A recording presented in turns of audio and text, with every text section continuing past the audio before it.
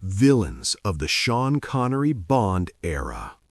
The early James Bond films, 1962 to 1971, introduced some of cinema's most iconic villains. These primary antagonists, from Dr. No to Blofeld, each had distinct personalities, terrifying methods, and symbolic resonance in the Cold War era.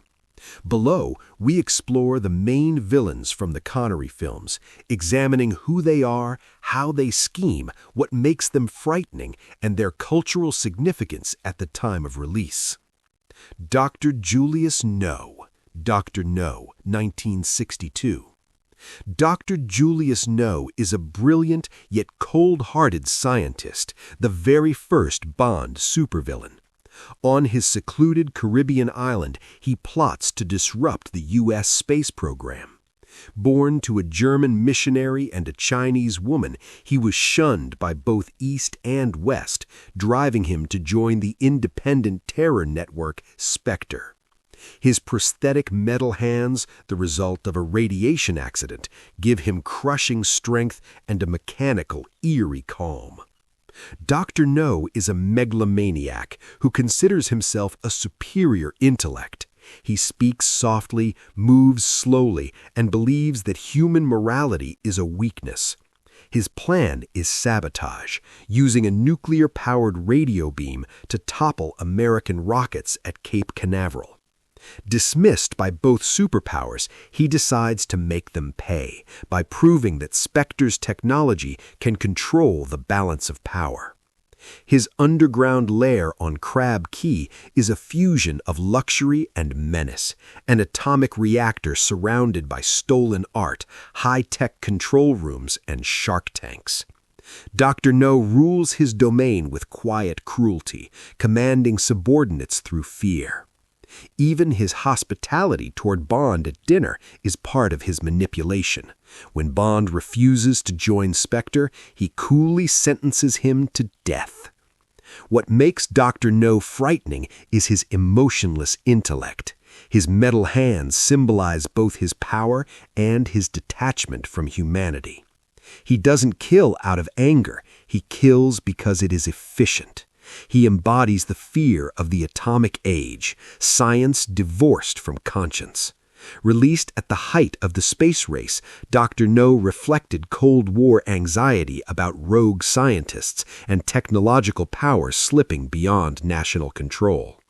Calm, cultured, and utterly ruthless, Dr. No became the template for all future Bond villains. Colonel Rosa Klebb, from Russia with Love, 1963. Colonel Rosa Klebb is the cold, calculating architect behind Bond's second adventure. Short, stern, and humorless, she commands fear through discipline, not strength. Having once served as a senior operative in SMERSH, she defects to Spectre to pursue power without ideology. Klebb is the embodiment of bureaucratic evil, a woman who weaponizes order and fear. She manipulates others into carrying out her schemes, coercing the young cipher clerk Tatiana Romanova into seducing Bond as part of a trap. Her methods are psychological as much as physical. She mixes intimidation with twisted maternalism, alternating between kindness and threats.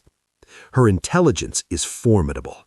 Klebb designs a complex operation to lure Bond into stealing a Soviet decoding device, planning to disgrace both Britain and Russia in one move.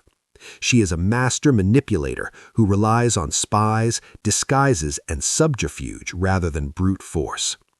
Her iconic weapon, a poisoned blade hidden in her shoe, perfectly captures her character, deceptive, subtle, and deadly. She strikes only when her victim feels safe. That combination of restraint and sudden violence makes her terrifying. Rosa Klebb represents the face of hidden authority in the Cold War, the unseen official who could order death with a file note. She's a symbol of repression, paranoia, and the corruption of loyalty. As the first female mastermind in the Bond series, she proved that evil in the espionage world could come in any form. Polite, precise, and merciless, Klebb remains one of Bond's most unsettling foes. Auric Goldfinger, 1964. Auric Goldfinger is perhaps the most iconic Bond villain of all time, a corpulent, charming, and utterly ruthless millionaire whose obsession with gold borders on madness. Everything about him revolves around his beloved metal. He smuggles it, hoards it, and even murders with it. Goldfinger is greed made flesh. He cheats at golf and cards, not because he needs money, but because he cannot stand to lose. He's genial on the surface, yet vindictive beneath. When Bond embarrasses him, he has Jill Masterson murdered, suffocated beneath a coat of gold paint, simply to restore his pride. His intelligence expresses itself through businesslike criminal genius. Operation Grand Slam, his master plan, is one of cinema's great heists. Instead of stealing the U.S. gold reserve, he plans to detonate a nuclear device inside Fort Knox, irradiating the bullion for decades. By rendering America's gold useless, he would make his own holdings skyrocket in value and cripple Western economies. It's a financial apocalypse, one designed by a man who worships wealth. Goldfinger's resources are immense: a private jet, a Kentucky stud farm as headquarters, and an army of henchmen, led by his deadly servant Oddjob. His methods are theatrical yet efficient. From an industrial laser aimed at Bond's body to a fleet of gold-plated cars used for smuggling, every part of his empire glitters. What makes him frightening is that his villainy feels disturbingly plausible. Goldfinger is not driven by ideology, but by profit. He is the dark side of capitalism, a man for whom the world is merely a marketplace and human life expendable. During the prosperous 1960s, when luxury and consumerism were booming, Goldfinger became a symbol of how greed can consume the soul. Suave yet monstrous, clever yet childish, he embodies the danger of obsession. He is the man who quite literally turns gold into death. Emilio Largo, Thunderball, 1965. Emilio Largo, Spectre's number 2, is the perfect example of the modern pirate, handsome, cultured, and utterly without conscience. With his white hair, eye patch, and shark-infested pool, he is both aristocrat and predator. Operating from his Bahamian estate, Largo leads one of Spectre's boldest operations, the theft of 2 NATO nuclear warheads. His plan is simple but devastating: hold the world for ransom under threat of nuclear annihilation. Largo commands the mission with military precision, orchestrating everything from the hijacking of a bomber to the underwater retrieval of its deadly cargo. Largo's intelligence lies in his strategic calm. He runs large-scale operations without losing composure and handles Bond with deceptive charm. He's a host, a gambler, and a killer. When his own man demands a higher cut, Largo calmly murders him to set an example. He leads by fear and by competence. His wealth comes from global smuggling and organized crime, funneled through Spectre's immense resources. His yacht, the Disco Volante, doubles as a mobile command center capable of transforming into a high-speed hydrofoil. His villa hides torture chambers and underwater passages. Every detail of his life screams control and danger. Largo's cruelty is legendary. When he discovers his mistress Domino has betrayed him, he tortures her with ice and burning cigars, an image of refined sadism. Yet his menace is not just personal. He represents the nightmare of the 1960s, nuclear weapons in the hands of private criminals. He is the face of global terror before the term existed. Suave, efficient, and pitiless, Largo is frightening because he looks civilized while planning mass murder. He is the gentleman terrorist, a man who toasts with champagne before pressing the button that could destroy a city.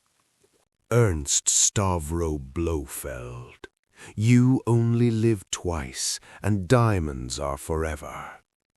Ernst Stavro Blofeld is the ultimate Bond villain, the cold genius behind Spectre, the architect of nearly every threat James Bond faces. Bald, scarred, and perpetually stroking a white cat, he is the embodiment of control and intellect unchained by morality. Blofeld rules through fear. He rarely raises his voice, yet subordinates tremble before him. Failure means death. He executes his own agents with the press of a button, then calmly returns to his plans. In his mind, Spectre is not merely a criminal organization. It is a new world order, with himself as its invisible ruler. His intellect is vast, spanning science, espionage, and global strategy.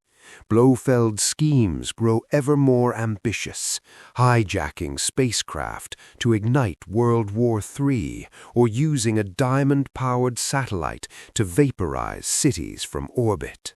Each plan is meticulously calculated to exploit the paranoia of the Cold War. He thrives on chaos because it makes nations desperate enough to pay him. Blofeld's wealth and influence come from manipulating both East and West, funding Spectre through extortion, assassination, and the sale of secrets. His network stretches across governments, corporations, and black markets. He is the ultimate transnational villain, stateless, amoral, and untouchable. What makes Blofeld terrifying is his composure. He treats global catastrophe as a business deal. He believes entirely in his own superiority and views humanity as chess pieces. When he finally meets Bond face to face, he greets him like a polite host, as if meeting an old colleague rather than his greatest enemy. Symbolically, Blofeld represents the fear of hidden power, the idea that behind the visible conflicts of the world lies a faceless hand controlling everything. In the 1960s, amid conspiracy theories, nuclear anxiety, and the rise of global institutions, Blofeld's character resonated deeply. He was the man who could start a war without taking sides. Blofeld's legacy extends far beyond Bond.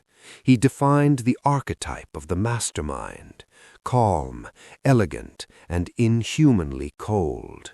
Every time cinema gives us a villain in a high-backed chair stroking a cat, we are seeing Blofeld's shadow.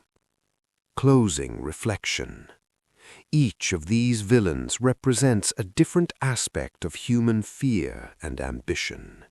Dr. No is science without conscience. Rosa Klebb is power without empathy.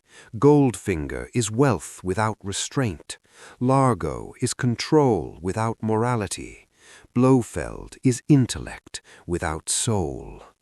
Together, they form a gallery of evil that mirrored the anxieties of the 1960s, from nuclear war and espionage to greed and the loss of human values. They were not just Bond's enemies, they were reflections of the world's darkest possibilities. And that is why, even decades later, the villains of Sean Connery's Bond films remain unforgettable.